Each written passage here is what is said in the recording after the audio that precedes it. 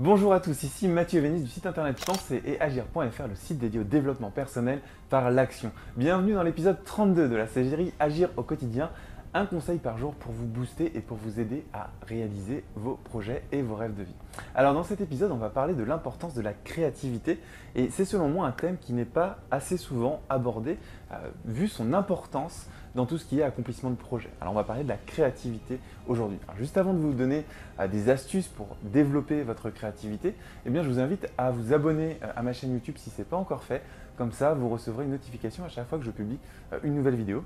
Et si vous souhaitez me poser des questions, eh bien rendez-vous sur penseretegir.fr/questions. Vous avez un lien dans la description de cette vidéo qui vous emmène directement vers cette page et vous aurez un formulaire pour me poser toutes vos questions. Et j'y répondrai. Je répondrai à vos questions dans les épisodes à venir de cette série.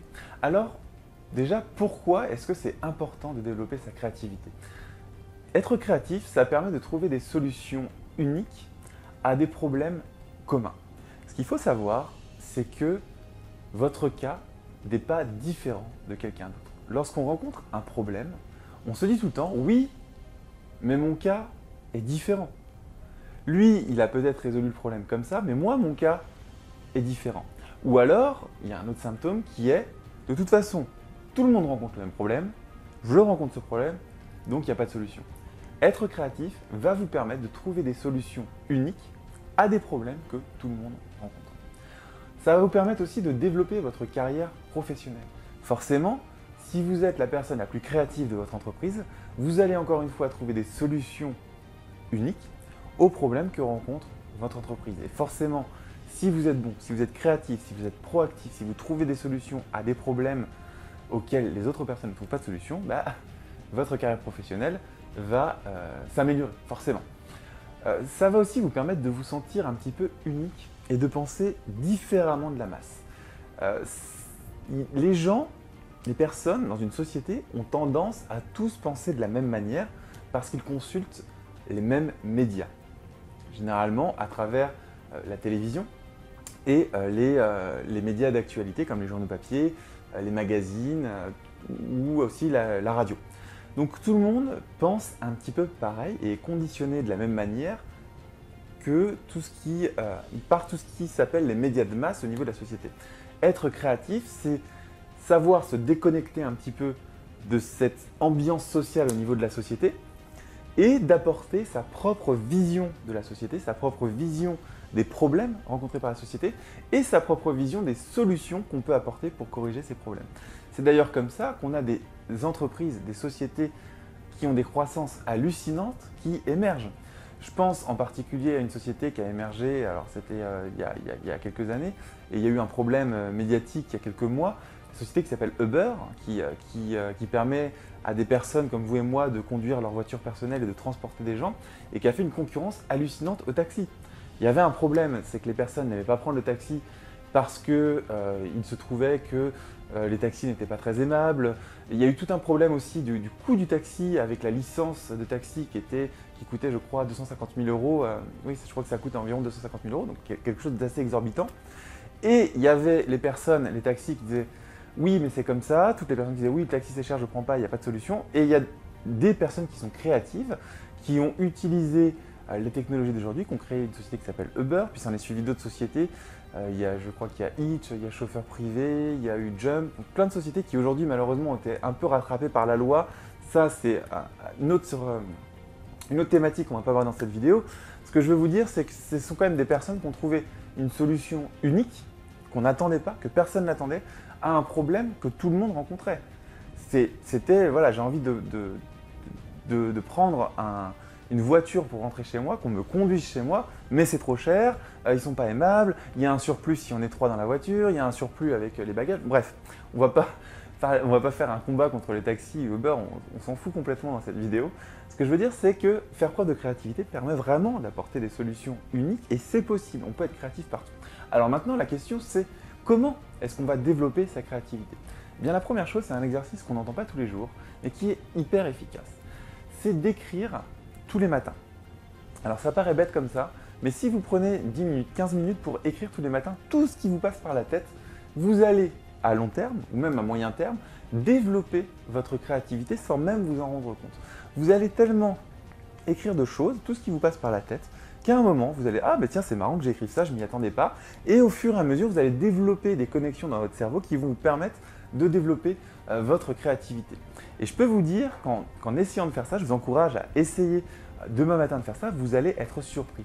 D'ailleurs, si vous avez déjà essayé d'écrire un petit peu tout ce qui vous passait par la tête, eh bien, mettez un commentaire sous cette vidéo pour partager avec nous l'effet que ça vous a fait. Et puis, si vous le faites demain, revenez sur cette vidéo et mettez un commentaire sous cette vidéo pour me dire « Ouais, j'ai fait l'exercice, c'est marrant, je pensais pas du tout que j'allais écrire ça. » Ou alors « Ouais, je l'ai fait, ça m'a rien fait du tout, c'était nul. » Mais vraiment, faites-le pas pendant cette vidéo. Faites-le le matin quand vous vous levez.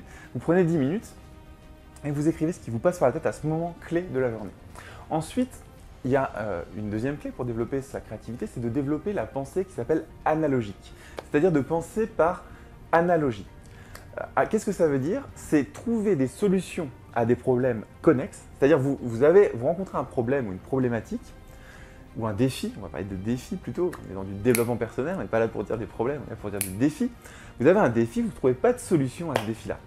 Vous allez chercher ailleurs, un domaine totalement qui est en parallèle du vôtre, mais qui n'est pas le même.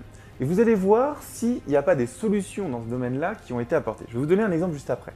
Et une fois que vous avez trouvé une solution à un problème donné dans un domaine connexe au vôtre, vous allez voir comment vous pouvez, par analogie, d'où le terme pensée analogique, adapter la solution à votre propre besoin, à votre propre défi du moment, et surmonter ce défi-là en trouvant une solution unique.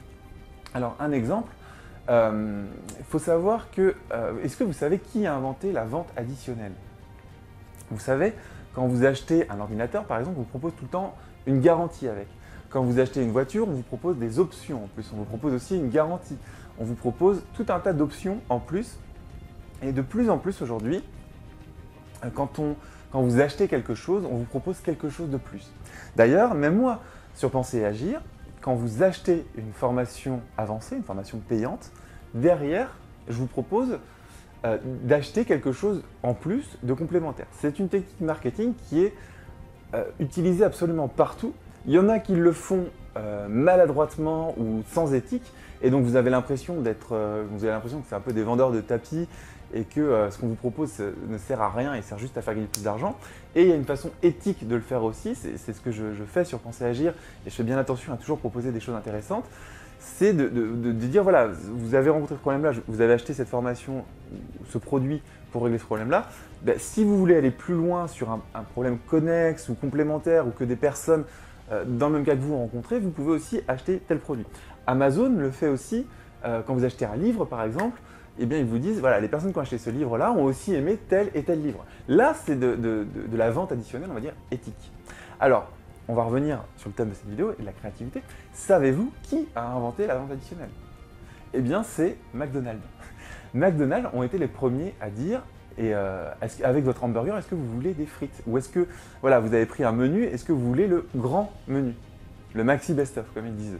Donc, ils vous proposent, au lieu d'avoir une frite moyenne, vous avez une grande frite et vous avez un coca.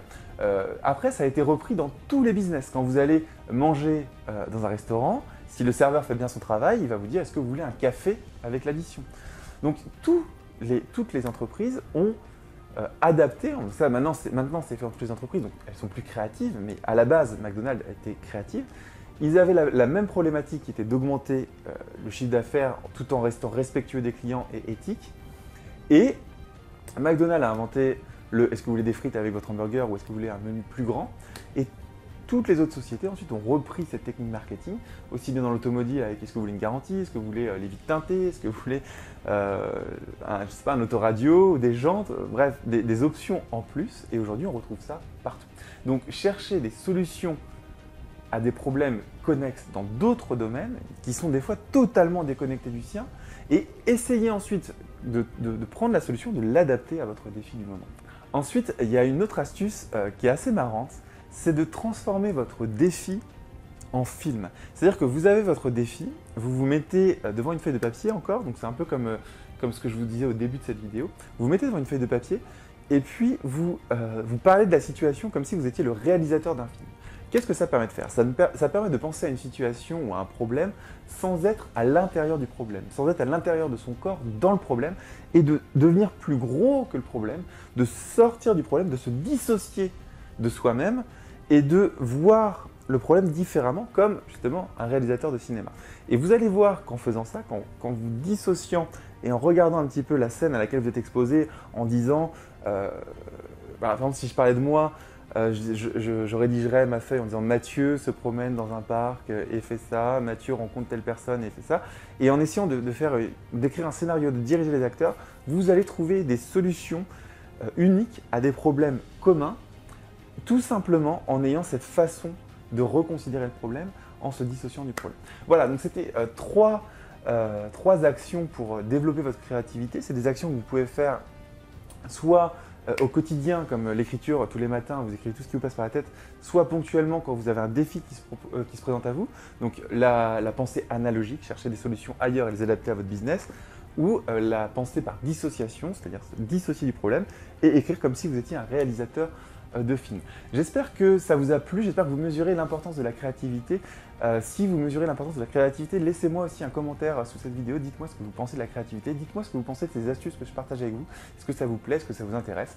Si ça vous intéresse, partagez cette vidéo sur vos réseaux sociaux préférés pour parler à vos proches de la créativité, de l'importance de la créativité.